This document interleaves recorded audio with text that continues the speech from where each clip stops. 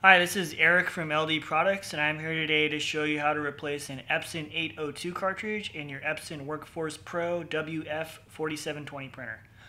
A brand new Epson WorkForce Pro WF-4720 includes the Epson 802 black, cyan, magenta, and yellow setup cartridges.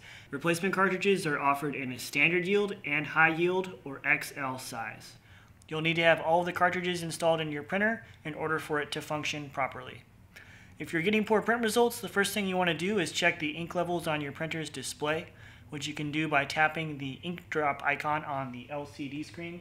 You'll notice that there is a little exclamation point on covering the ink drop, and that's just informing you that it's time to replace one of the cartridges. So let's touch that button here, and it'll show us our supply status.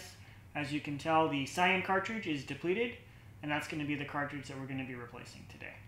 So if you've got this display screen pulled up, you can start the replacement process by just selecting the Replace Ink Cartridges button.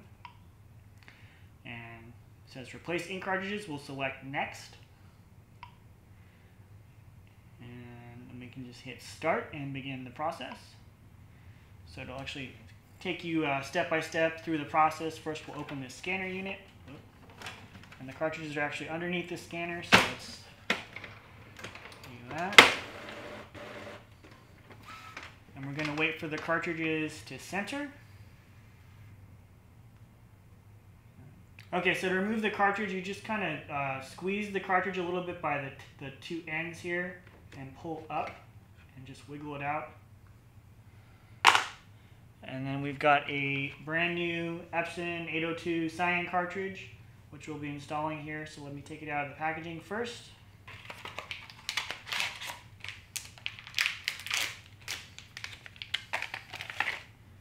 Okay, and you'll notice on the end here there's a little piece of yellow tape.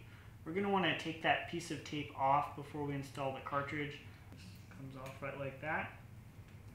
And you'll see that it's exposing the vent hole on the end of the cartridge here. And while you're doing this, be careful not to touch the gold chip here on the end. This chip is what the cartridge uses to communicate with the printer.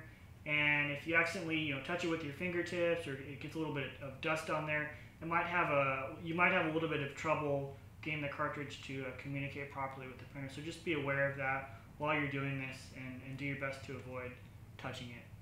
So let's go ahead and install the cartridge.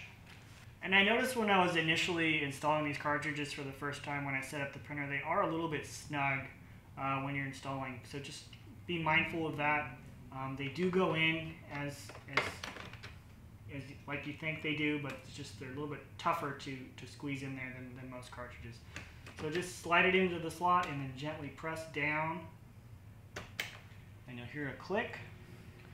And you can close up the front cover. We'll get a processing message here for a couple of moments.